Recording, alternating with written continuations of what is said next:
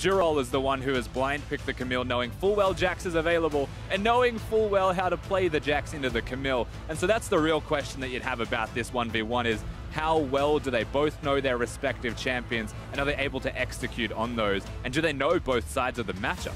And we know both of these champions, we got to see it yesterday as well, can be a serious threat if they do manage to get ahead. One of these finds a significant lead over the other when you end up in a situation where one's essentially on turret hugging duty the entire game, and the other has the freedom to split push and move around the jungle and apply that pressure as they see fit.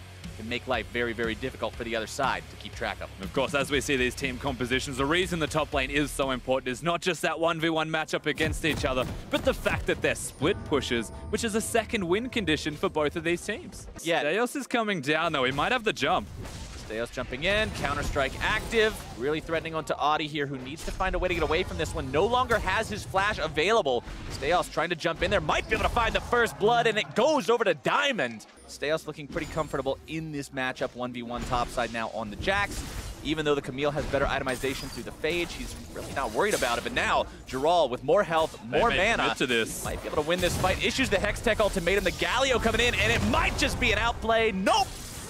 Let's see if Seiya and Adi can defend here. Blue buff down below 1,000 HP. Taunt coming out from Seiya.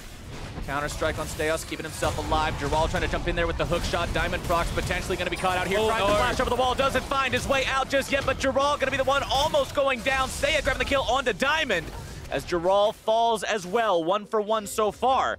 And now Steos interrupting the hook shot from Jirol. Trying to keep him here long enough for Diamond Prox to show up and make this gank happen. Diamond wanting to get in there. Nice cask! And not Australian co-cast. We're just like the top lanes.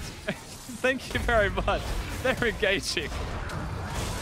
Now we've got the engage, the stun. Kira trying to get himself away, but the team collapses and manages to find themselves the damage. White Lotus grabbing the kill credit on that one. They want to see those same kind of moves. And now it's Steos. Might potentially they're engaging. 1 versus 2 here. They go in, issue the Hextech ultimatum. Jirol looking to find the damage, but Diamond Prox manages to make this an even fight after all. Trying to go in, back here onto Jirol as Seiya shows up. Now it's going to be 3 versus 2. Diamond Prox finding himself in a spot where he's almost not able to escape. Flash into the taunt is able to lock them both down, and Steos flashing over the wall, barely staying alive until double kill comes in from Jirol. Runaway situation. These two are still very evenly matched. That was a really nice play from Jirol. Definitely evading that counter-strike and immediately delivering the Justice a killing spree, flashing the emote. Everybody's starting to get to the point where this team could be very scary, given the right situation. Oh, they're going again. Hextech ultimatum a little bit early that time. Won't dodge away from the stun, but he's got Seiya here to make sure this is still not going to be a fair fight. Nice interrupt there using the Justice Punch. Oh, no. Counter-strike.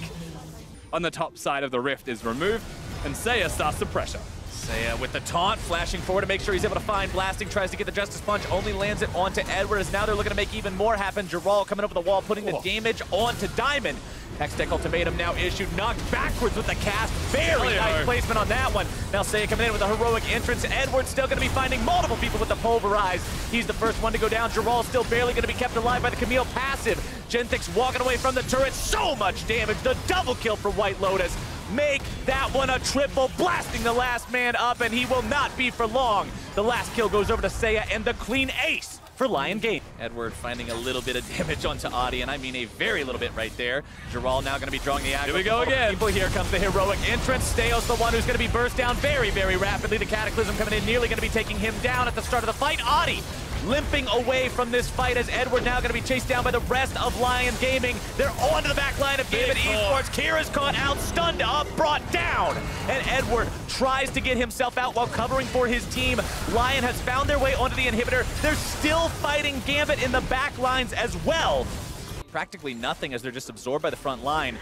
Diamond Prox walking a little bit too close to that brush, and he has no escape mechanisms left. Might be trying to use the ulti to escape. Does do so for now.